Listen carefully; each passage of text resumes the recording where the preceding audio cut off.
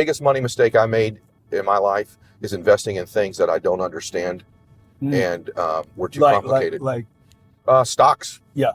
Stocks I bought that I knew nothing about that I heard on at CNBC I should buy.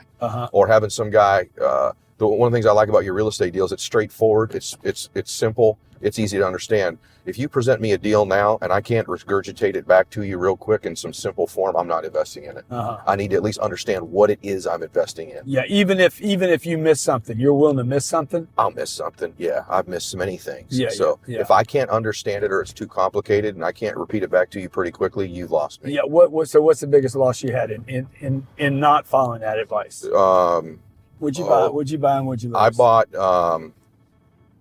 I bought Yahoo stock at about, I don't remember, 75 or 80 bucks a share. And I'm talking like when I had about 3 million bucks, I put like 800 grand in there. And I think I ended up selling it at like 17. I bought Citigroup stock. What'd you buy that? I think in the 70s or 80s. I couldn't give you the exact dollar amount. Lost. And then like after I learned that lesson, I thought 240 grand. Yeah, then you lost 700 grand. And then I'm gonna give you two more biggies. Second one I did is I bought Citigroup stock at like $54 a share. Yeah, 2008. Which was like $700,000 worth of that, and I think I sold it at $2.50 is when I finally sold it because I heard they were going to be the next AIG. So identity is the governor on our lives. It's the invisible force that no one understands, and once they do understand and get a hold of it, their life can change. And so not only if you don't get a hold of this, will these outward conditions of your life keep being exactly the same, but you could behave differently. You could do all the work out. You could be thinking great thoughts, but you are going to get out of your life. You're going to be the most powerful force in the world, I think, is to be consistent with the concepts, ideas, and worth that you hold for yourself. You will get that out of your life, what you will tolerate. Okay. The deeper part of that is identity. And so identity is very much like a thermostat sitting on a wall, right? This is important. Once that temperature is set at a certain degree, everything in the world externally can hit it, and you will find a way to get that temperature. So even in this house, let's say it's set at 80 degrees. If we opened up all the doors and cold air, just the worst things in life, the blizzard of life came in, the thermostat will kick the heater on and it will regulate this room back to 80 degrees. The reverse is also true. It's a super hot day. Great things are happening in your life. It's getting hotter and hotter and hotter. If you're at 80 degrees, that internal thermostat will find a way over a window of time to cool your life right back down to 80 degrees again. So the key, the secret key is to be able to shift that identity. 90, 100, 120. So some of the ways, strategies to do that are very simple. One is let's just say financially, you're a 200 degreer and I'm an 80 degreer. If I'm in your proximity over and over and over and over again, you will heat my identity up somewhere in between mine and yours to 150 degrees. Same in fitness, same in everything. So the more you can layer in multiple people, the stronger and stronger that force is. So that changes our thermostat through association. It's a huge, huge, huge, huge thing. People say you are who the 5 people you hang around. This is why. They adjust your thermostat. That's number one. Second way you can change your identity is through doing short bursts of something in a window of time you've not done them before, and they change the thermostat temperature permanently, almost like a water line in the pool. So if it's a certain amount in the gym, or a certain amount of phone calls in your business, or a certain amount of appointments, you make a certain amount of money, oftentimes you're never the same again. You've seen this when your own net worth. I've seen it in mine. There became a point where I made a leap in a short window. I was never really the same again. I could go back a little bit, but not back where I was before. So it's activity or successes, achievements in short bursts of time. My formula is this, and you're never going to hear this because there's all this stuff on social media now about borrow, borrow, borrow, borrow. First off, the Bible says, owe no man nothing. So I didn't get rich by creating debt. And I can just tell you that I don't care about what type of debt you have, but the one thing financially is you do not want to borrow money if you can minimize it against a depreciating asset. If you borrow money for something that's going to appreciate, like a home or an investment property, I'm pretty cool with that, although I still think you should be careful with debt. But I see far too many people borrowing money against something that depreciates, like cars that they don't need to have just to impress other people, right? Or clothes they don't need to be wearing. And so on credit cards, don't borrow money against stuff that goes down in value as much as you can. The second thing is live below your means. Any person listening that's going to get financially independent, you have to pay yourself first. So believe it or not, as crazy as it sounds, when I was broke, I still found a way to pay myself, save $25, save $50. Because if you can't save money when you're making a little bit of money, you are not going to save money when you make more money. You think you will, but you won't. You'll continue to spend it. And so there was literally a year when I started to make money. Do you want to get really wealthy? I made multiple six figures one year, and we lived in a $700 a month apartment. I just saved and saved and saved and saved because my confidence in business came from my ability to acquire and save money over time, which took me a while.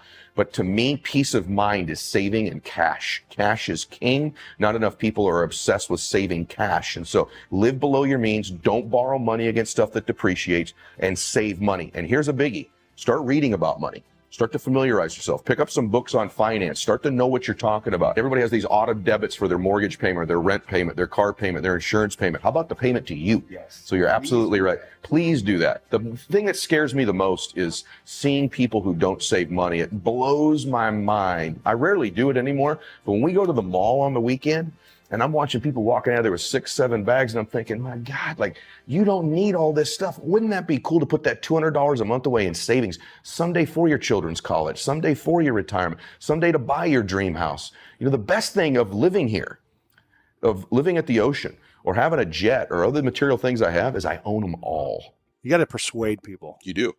How did you learn how to persuade people so effectively to buy your services and be part of your team? Mm-hmm. When there's marketing and branding and commercials and everyone else is trying to do the same for them?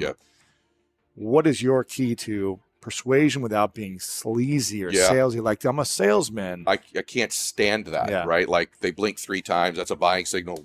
You know, go for the jugular or whatever. I can't stand that stuff. So persuasion in anything. So if you want to persuade your children, if you want to persuade someone to take a look at your faith, if you want to persuade someone in business, if you want to persuade someone to help you in anything or help them in anything, it's real simple for me. Monster belief. And so you can't transfer to me that which you're not experiencing yourself, right? So you can't give me that. People are always trying to come up with a magic word, the magic close, the magic this. And there are words you should and shouldn't use in persuasion, no question about it, right? There are words that are more effective than other words. And clearly, to be successful in any business, you need to know what those words are in your business. But the best persuaders, the best motivators, the best speakers, the best physicians, the best school teachers, the best parents are incredible persuaders. And what they do is they come from a monster place of conviction and belief that they can transfer you to, because people respond to energy much more than they do words. They respond to what they feel, not what they hear and see. Hear and see are real low-level influencers. Energy, spirit, transfer of energy is what people respond to. And so I'm cognizant all the time of getting in a state of total belief and certainty about what it is that I'm going to represent or speak on, if I'm speaking on stage about a particular topic, and then transferring that energy into people. And that seems generic or hokey, but it's actually what great persuaders do. In fact, if you're listening to this, you think of anybody that you know who's incredibly persuasive. They may have great words, they probably do, but it's something you feel from them, right? And that's the difference between a great doctor and a so-so doctor. Great doctor says, here's the prescription, you're out of here. Another one, is this going to work or not? I don't know. Another one, you leave there feeling that you're going to be healed, feeling you're in good hands. You feel their certainty, you feel their confidence. Same when you hear a speaker, if you're buying real estate from somebody. But it's not just buying things. It's a great pastor in a church, a great person if you do TM, who's taught you TM. It's their certainty. It's the energy you feel. And so for me, it's always getting to, I have to really believe what I'm saying. Here's the thing that I get asked all the time. How did you stay motivated all the time? People ask me that all the time. And the answer is, I didn't. And neither did you to become successful. The separator in life is really important. People think the most inspired, motivated person wins. Nah, not really. It's the person who can work on the days they're not inspired and motivated. It's what do you do when you're not feeling great? What do you do when it's not your best day? How do you do that? Carries you through as rituals and habits. So when you're fatigued, when you're tired, when you're under pressure, you react reflexively. And so successful people rely on habits and rituals, not just their inspiration and motivation level. Of course, we're both professionals at being motivated and inspired, but that's not every day, every minute. And so what do? I work on the days because my habits and rituals carry me through. And so for me, here's how I look at my life and my day. If I can control the first 30 minutes of my day, and the last 30 minutes of my day. I have a whole lot better chance of the middle of my day being controlled. And so I'm a freak about the first 30 minutes of every day. It's really about the first 45 minutes. And I'm obsessive about the last 45 minutes of every single day. That gives me some illusion in my mind and measure of control. The other thing it does, it delivers to me habits and rituals that serve me, that I do every day that are consistent. It gives me comfort in stormy times. That ocean out there is raging at the top right now, right? The waves are crashing. At the bottom of that ocean, it's completely calm. At the bottom of that ocean is the habitual part of the water, right? It's the part of the water that stays the most consistent. That's why it's so calm. Okay. So when you see someone out of control, their emotions are up and down all the time. This is someone who is without rituals and habits. Successful people have those.